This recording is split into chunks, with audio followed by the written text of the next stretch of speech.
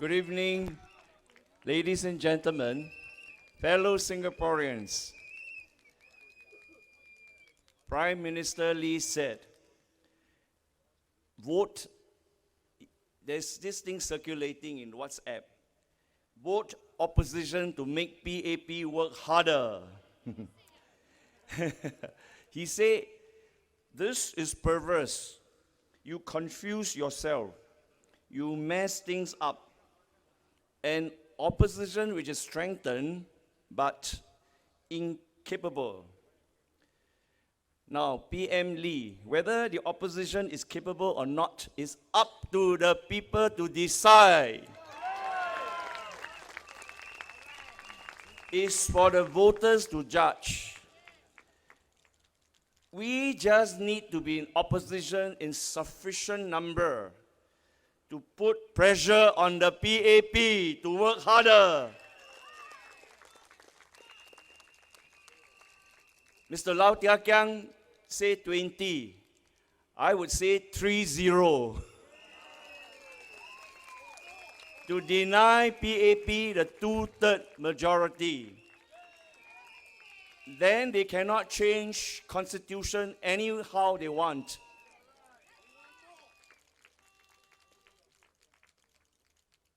We want to contribute to the quality of debate in Parliament. We want to contribute ideas to nation building. Why is the Prime Minister so negative about opposition in Parliament? He forgot his father started as an opposition MP in 1955 in Tanjong Pagar. Did his father mess things up? No. Was his father confused? No. Certainly not. Then he says something. Instead of saying, vote opposition to make PAP work harder, he turned it the other way around. Go and WhatsApp your friend, vote PAP to make opposition work harder. If you vote PAP, opposition remains outside Parliament. How does opposition make the PAP?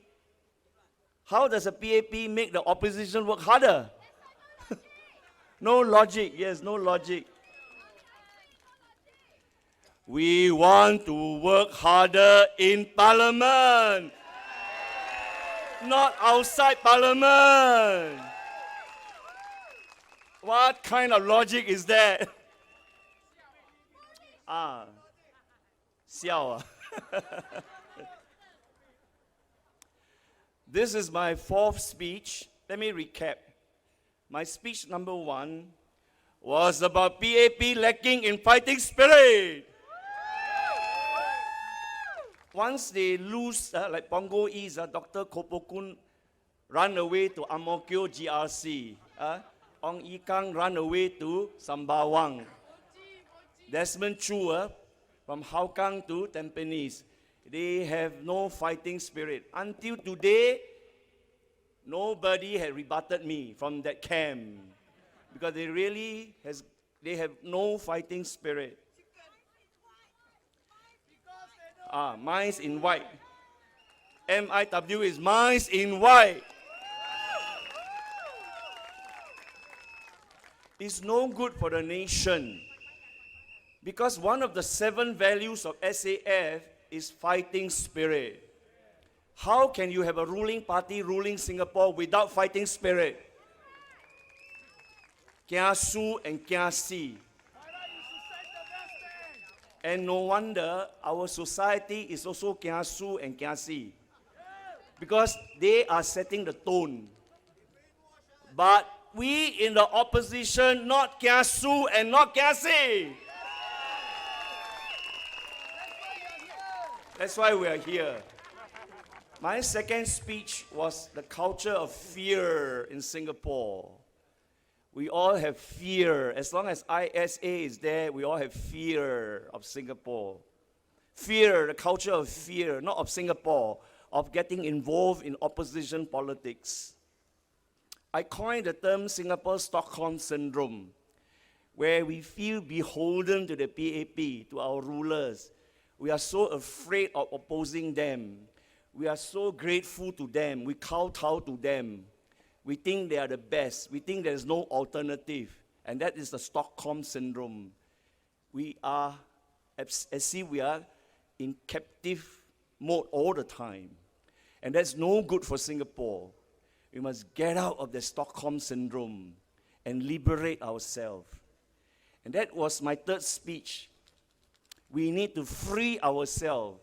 The entire speech I devoted to the need to free from all the chains, the culture of fear. We have to free ourselves. I talk about delinking PAP from People's Association. I talk about delinking NTUC from PAP. I talk about modifying ISA. Tonight, I'm going to talk about healthcare and esteem of Singaporeans. About healthcare spending, I'm thankful to Winston, the MC, who gave you an example of someone in Singapore feeling the burden of paying so much for healthcare. Do you know we only spend 4% of the GDP on healthcare? And this is considered one of the lowest amongst developed countries. Most countries, 8 to 10%. We only spend 4% of our GDP. Translated, it means, on an average, Singaporeans spend 12 billion on health. The PAP government only coughed out $4 billion. The $8 billion come from your pockets, come from MediSave and MediShield. MediSave and MediShield are still your money. Yeah. So out of pocket, that means PAP only fund 1/3. Out of your own pocket, you come out 2/3. That's why people are feeling the burden of healthcare. And the next thing that is very worrisome is medical tourism. Restructured hospitals are meant for Singaporeans. But restructured hospitals are involved in medical tourism. In other words, they are going to the region to attract patients to Singapore restructured hospitals, like SGH, right? It's a restructured hospital. Even NUH, even Alexandra, even Tua Payoh, these are all restructured hospitals. Changi General, these are all restructured hospitals. So we are asking medical tourists from the region to come to our restructured hospitals. And what happened? They compete for beds with Singaporeans. And that's not healthy, because restructured hospitals must be for Singaporeans first.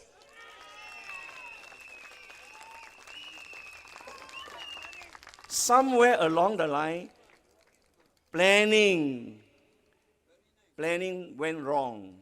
Somewhere along the line, there was complacency, thinking that bed supply is sufficient to meet the demands of foreign medical tourists. But you and I know it is still not sufficient. Medical beds are still insufficient, even for our own Singaporeans, let alone for medical tourists. So this is an example of bad planning and complacency as far as medical expenditure is concerned. I'm going to move to esteem. Policies in Singapore must bring up the self-esteem of Singaporeans. I'm going to give you one example, the HOPE scheme. How many of you have heard of the HOPE scheme? Raise your hand. It was started in 2004 by the then MCYS, Now it's MSF.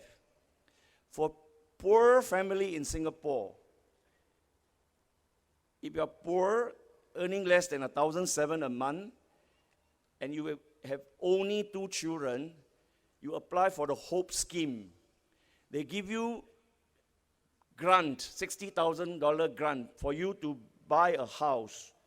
So HOPE stands for Home Ownership Plus Education Scheme. And you maximum can only have 2 children. If you happen to have a 3rd child, you must go for abortion of the 3rd child. Otherwise, you will have to pay back whatever money the government gave to you. This is the HOPE scheme. One doctor wrote in 2013 in a letter to Straits Times. He did an abortion and he asked the woman, why do you need to come for a 3rd abortion? The woman has got 2 children and came for her 3rd abortion. 3rd abortion. And the woman said, I have no choice. I can only have 2 children because I'm under the HOPE scheme.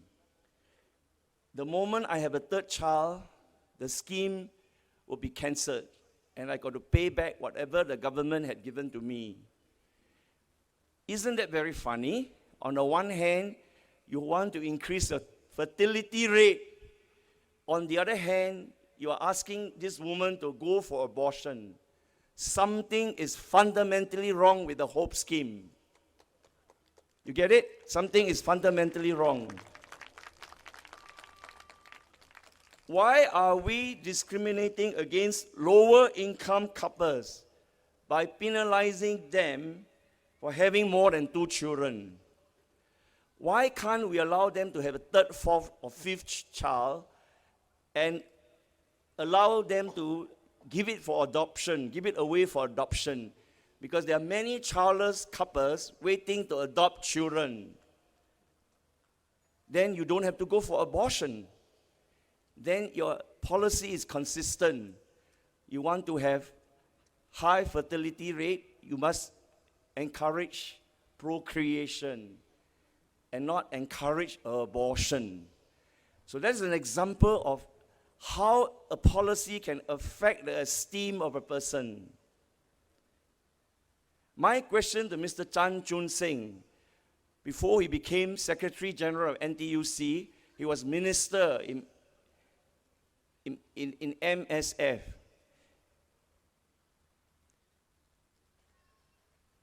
Did he not realize the HOPE scheme was in fact contradicting our attempt to encourage Singaporean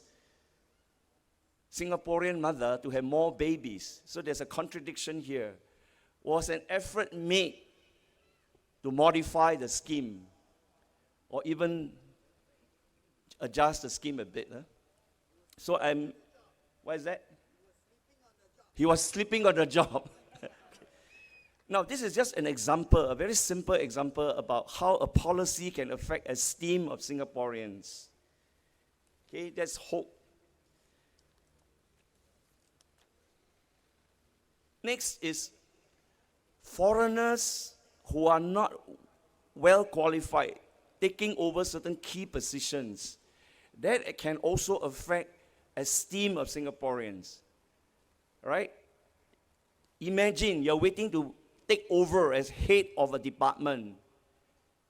You are eager, you were ready, you were considered as qualified to take over as head of department. And then a foreigner appeared. The foreigner took over your position, took over the head. You were ready to be head, but the foreigner took over as head. That will affect your emotional health immediately because you were waiting eagerly to take over as head.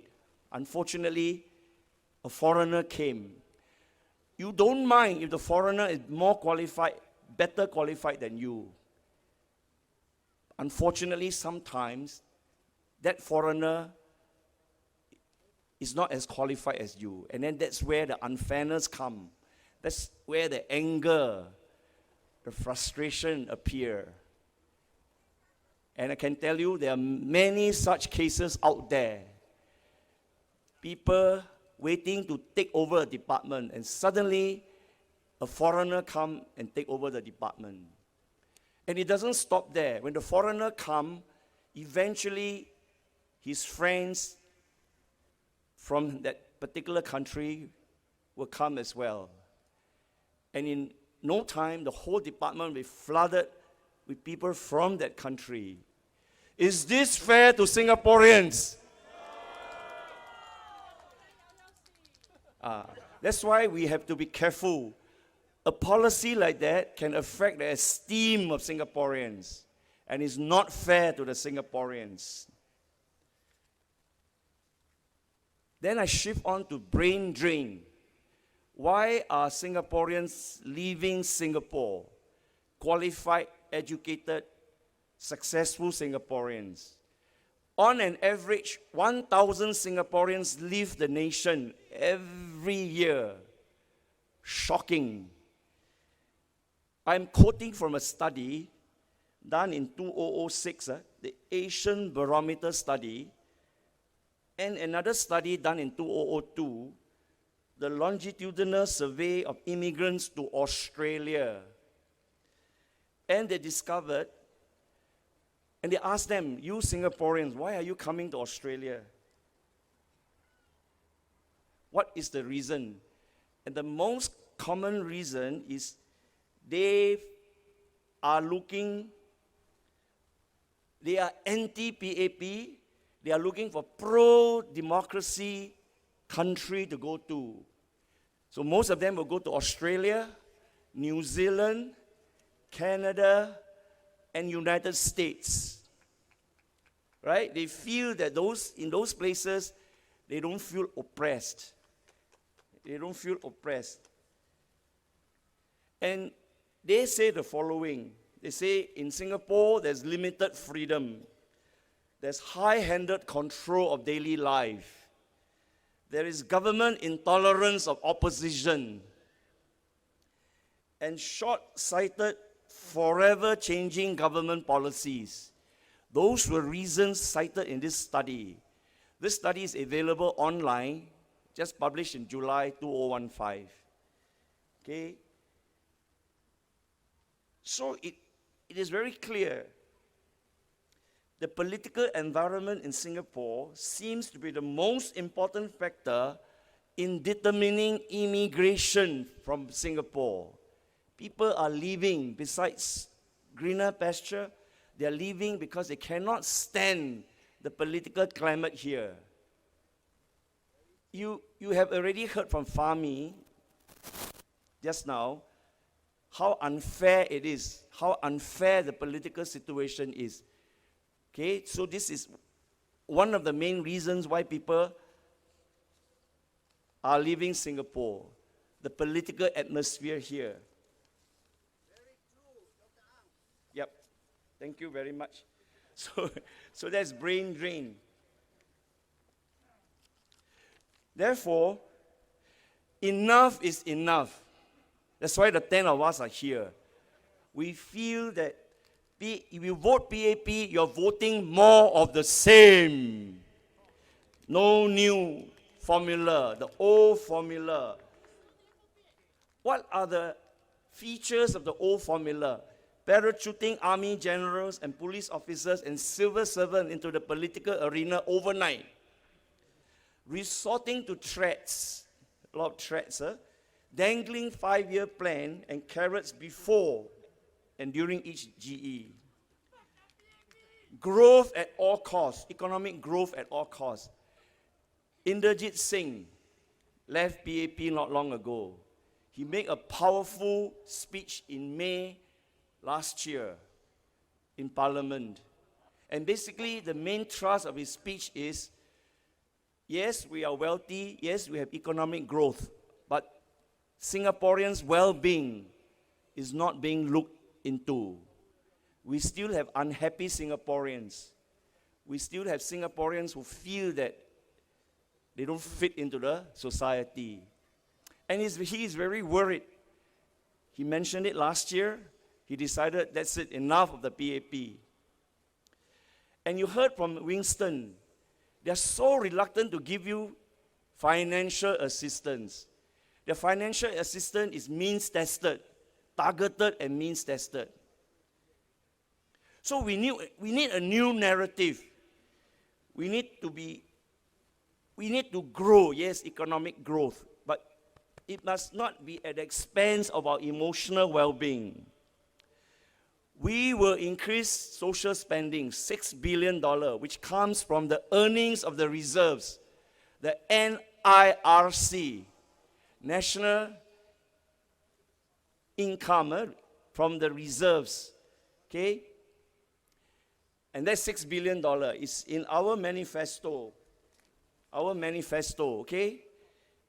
So we are growing with a heart. In fact, our logo is represented by a round shape representing the head, and the heart is right inside the head.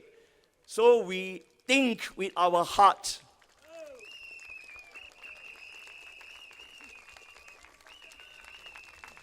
Some people think our logo looks like Wall's ice cream. Wall's ice cream is too hard. Ours is only one heart. We only have one heart. Cannot have two hearts, one heart and one head. But it's okay to be associated with Wall's ice cream. Because on Friday, when you go to vote, please vote Wall's ice cream. I don't mind, okay?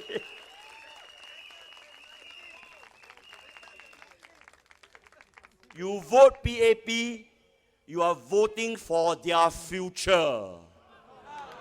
You vote Sing First, you are voting for our future.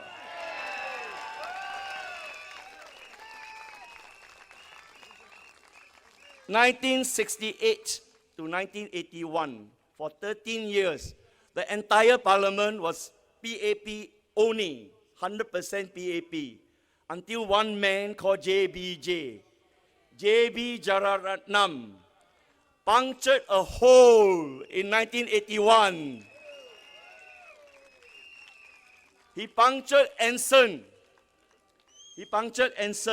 and the unthinkable happened.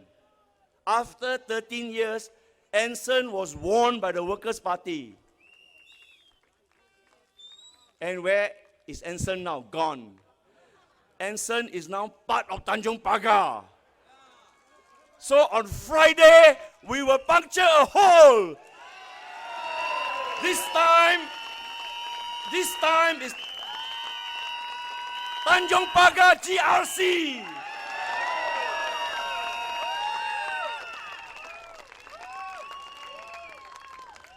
We have given PAP 50 years to rule the nation.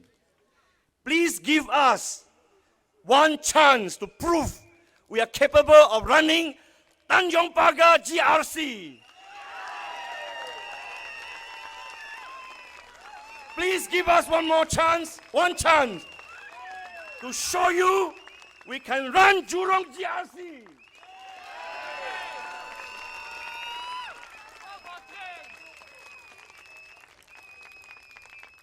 Ladies and gentlemen, Sing First is a serious party. We are only 1 year old, and we are already in 2 GRC.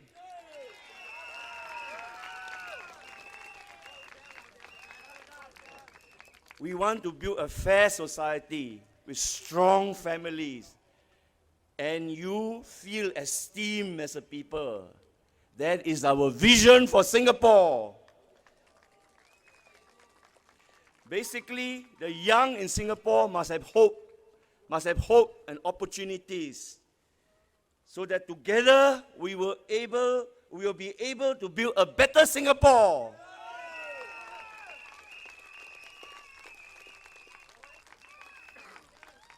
So, thank you very much for your support. Thank you very much. Vote for change. Restore our nation. Vote Sing First.